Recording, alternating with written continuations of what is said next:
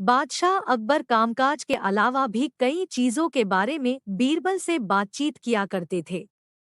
ऐसे ही बैठे बैठे एक दिन बादशाह ने बीरबल से पूछा कि इस दुनिया में सबसे बड़ा हथियार तुम्हारे हिसाब से कौन सा होता है। इस बात के जवाब में बीरबल ने कहा कि संसार में आत्मविश्वास से बड़ा हथियार कुछ और नहीं हो सकता है।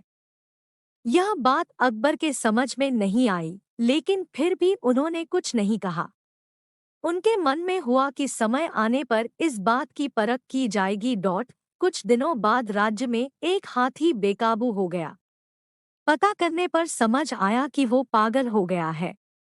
उसे कर्मचारियों ने जंजीरों से जकड़ लिया था। इसकी खबर जैसे ही बादशाह को पहुंची, तो उन्होंने सीधे महावत से कहा कि जब भी तुम्हें बीरबल आता दिखे तो हाथी की जंजीरों को खेल देना। यह सुनकर महावत हैरान हो गया, लेकिन बादशाह का आदेश था, इसलिए सिर झुकाकर चला गया। अब अकबर ने बीरबल को महावत के पास जाने के लिए कहा।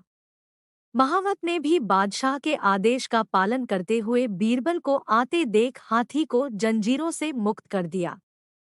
बीरबल को इस बात की खबर नहीं थी, इसलिए वो आराम से चल रहे थे।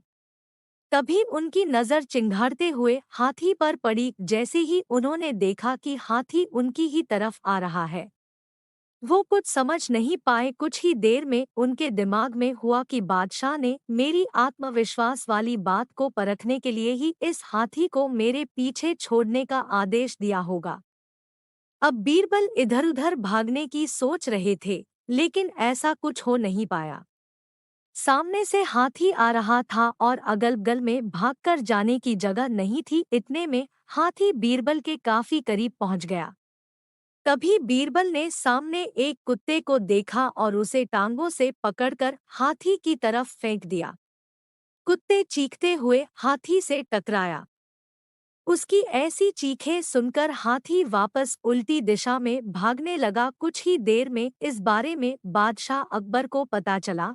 तब जाकर उन्होंने माना कि आत्मविश्वास ही मनुष्य का सबसे बड़ा हथियार है। कहानी से सीख: हर किसी की बात पर यूं ही भरोसा नहीं कर लेना चाहिए। बात की जांच और परख करना जरूरी है। दूसरी सीख यह है कि इंसान समय से पहले उम्मीद न छोड़े तो परेशानी से बाहर निकला जा सकता है।